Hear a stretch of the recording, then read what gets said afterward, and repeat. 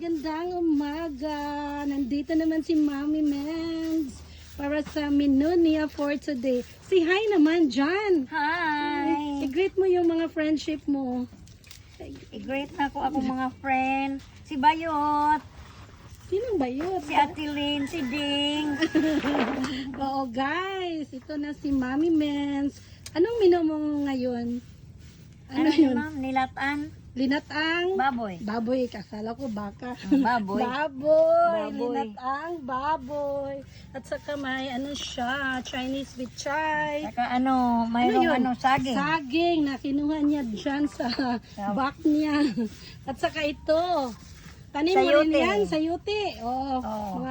yung isa, ano yun? Tanlad. O tanlad, kasi daming tanlad ni Minda dyan. Mayroong atsal. Wow, saan mo kinuha yung aksal?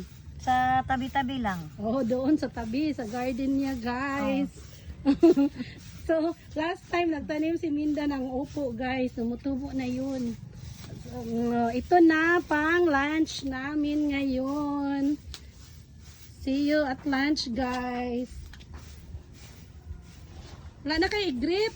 Wala kang pa, ma'am. Oh, busy kay si Mami Men sa iyang kusina, nga open kitchen dito.